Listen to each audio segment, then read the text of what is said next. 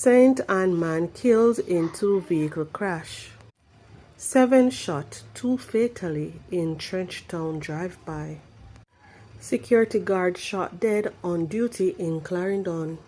Please remember to subscribe, like, share, comment, and don't forget to hit that notification bell so you can always be updated with the latest news.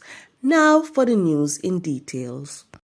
A man died as a result of injuries he sustained in a motor vehicle crash on the Runaway Bay Main Road in St. Anne on Friday morning.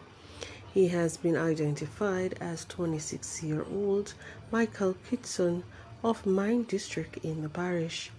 Reports from the St. Anne's Bay Police are that about 7 a.m., Kingston was driving a motor vehicle along the roadway when he reportedly overtook a line of traffic and collided into a truck. Kingston and his 3 passengers were taken to hospital where he died and the others were admitted for treatment. 7 people were shot, 2 fatally, during a drive-by attack in Trenchtown, Kingston. Reports are that minutes after midnight on Friday, a group of people were gathered on the road when men drove up in a motor car. Several minutes later, explosions were heard. The men then fled the area.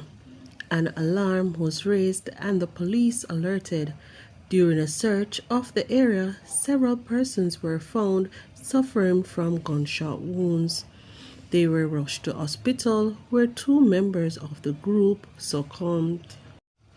Police investigators are yet to establish a motive for the shooting death of a security guard while he was on duty at a housing scheme in Birdshill, Clarendon on Wednesday. The deceased is 20-year-old Dwayne Anderson of Old Harbour, St. Catherine. Reports are that about 3 p.m., Anderson was responding to a buzz at the entrance gate to a section of the housing scheme when he was approached by an armed man who shot him several times. The attacker then fled the scene in a waiting motorcar with other men aboard.